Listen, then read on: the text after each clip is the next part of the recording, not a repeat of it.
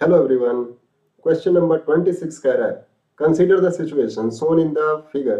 Suppose a small electric field E exists in the space in the vertically upward direction and upper block carries a surface positive charge Q on its top surface.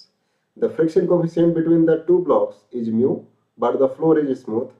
What maximum horizontal force F can be applied without disturbing the equilibrium? थोड़ा सा hint दे रखा है। The force on the charge Q by the electric field E is F equal to QE in the direction of E। तो देखो हमने थोड़ा सा डायग्राम देख लिया है। इसमें कह रहा है कि कितना मैक्सिमम फोर्स लगाया जाए, पूरा का पूरा सिस्टम क्या हो, इक्विलिब्रियम में हो। तो देखो E की डायरेक्शन ऊपर है और ये जो छोटा वाला ब्लॉक है इस पे चार्ज Q है, तो इस पे एक इलेक्ट्रिक फील्ड की वजह से फोर्स लग रहा होगा F equal to Q into E। ये हिंट दे रखा है। अब मुझे फोर्स की वैल्यू निकालनी है ताकि पूरा का पूरा सिस्टम क्या हो, इक्विलिब्रियम में। तो सबसे पहले हम क्या करते हैं, सबका फ्री बॉडी डायग्राम बनाते हैं। यहाँ पे ध्यान रखेंगे, यहाँ पे म्यू कोफिशिएंट दे रखा है, ये वाला जो सरफेस है वो स्मूथ दे रखा है। तो सबसे छोटे वाले ब्लॉक का बनाते हैं। तो देखो इस पे एक नॉर्मल फोर्स लगा रहा होगा कैपिटल M वाला ब्लॉक, ऊपर की तरफ L।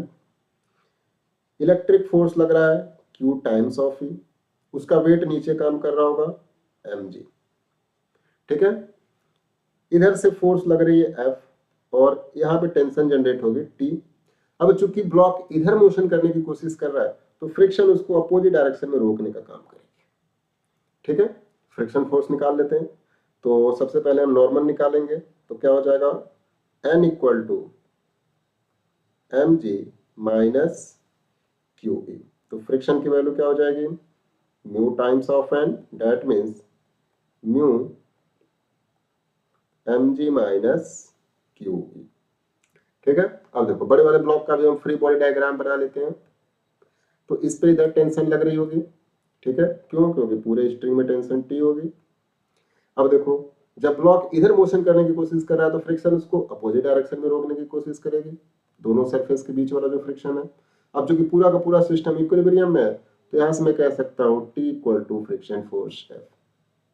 ठीक है, अब देखो ऊपर वाले ब्लॉक का अगर मैं फ्री बॉडी डायग्राम बनाऊं फिर से,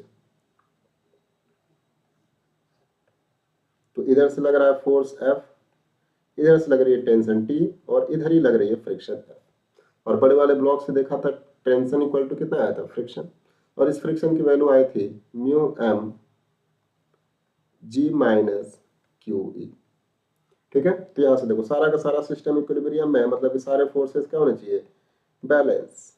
तो यहाँ से देखो T की वैल्यू रख दो, T की वैल्यू किसके इक्वल है, फ्रिक्शन के। तो यहाँ से हो जाएगा 2 टाइम्स ऑफ फ्रिक्शन और यहाँ से हो जाएगा 2 mu mg minus QE।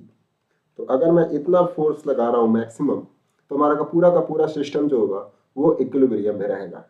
So I hope you understand it well. Thank you.